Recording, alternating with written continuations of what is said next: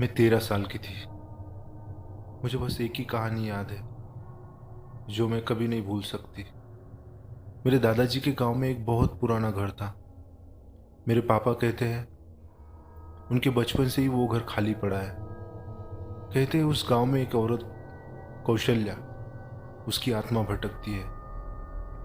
कौशल्या जिसके पति ने उसे दहेज के लिए फांसी देकर मार दिया था और घर के बाहर पेड़ को उसे लटका दिया था। तब से कौशल्या ना जाने कितने लोगों को दिखती है। उसके डर के मारे कुछ लोग गांव छोड़कर चले गए। दादाजी और दादी पुराने ख्यालों के होने की वजह से वो गांव में ही रहते हैं। दादाजी ने मेरे पापा को बचपन में ही पुणे पढ़ने के लिए भेज दिया था, शायद उसी डर से। एक दिन अचानक दादी का पापा को कॉल आया। दादी ने पापा से कहा कि राकेश तुम जल्दी गांव आ जाओ, तुम्हारे बाबा की तबीयत बहुत खराब हो चुकी है। दादी की ये बात सुनकर पापा ने हड़बड़ी में ऑफिस से छुट्टी निकाली और हम लोगों को साथ में लेकर निकले। पुणे से गांव का डिस्टेंस 3 घंटे का था। रास्ते में चलते चलते रात के 8 बज चुके थे। हम गांव के बस थोड़े ही दूर थे। हम जैसे ही गांव के पास पहुंचे, हमारी गाड़ी बिल्कुल गांव के सामने वाले रास्ते पर आकर बंद पड़ गई। तभी वहां पर पापा ने देखा तो पापा के बचपन का दोस्त शंकर वहीं पर बैठा हुआ था। वो अजीब सी आवाज निकालकर हंस रहा था। कहते हैं उसने भी कौशल्या को देखा है। तब से वो पागल हो गया। थोड़ी देर बाद गाड़ी स्टार्ट हुई। पापा गाड़ी चलाने लगे। तभी गाड़ी के पीछे से शंकर जोर जोर से हंसने लगा और बोला, भाग जाओ यहां से, भाग जाओ। उसकी ये बात सुनकर हम लोग बहुत डर गए थे। तभी पापा ने कहा उसकी बातों पर ध्यान मत देना। हम जैसे तैसे गांव में पहुंच गए।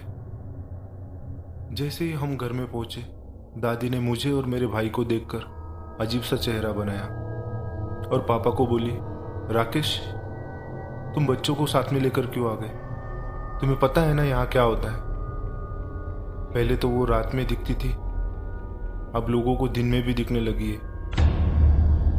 दादी की ये बात सुनकर अब मुझे सच में डर लगने लगा था। हम सब ट्रैवल करके थक चुके थे।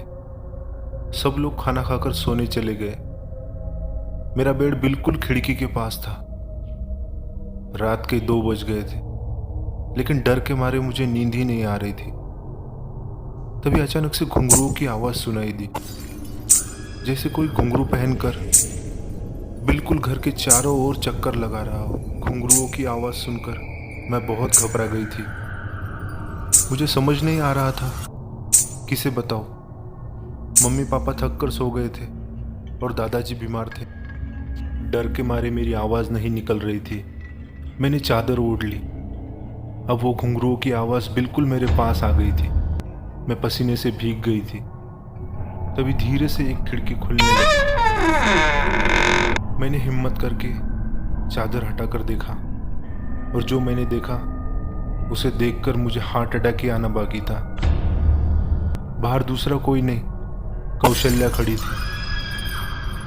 उसका वो लाल चेहरा, अजीब सी सफेद आंखें, उसकी जबान बाहर लटकी थी।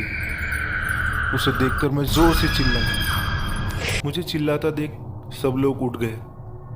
पापा मेरे पास दौड़कर आ गए।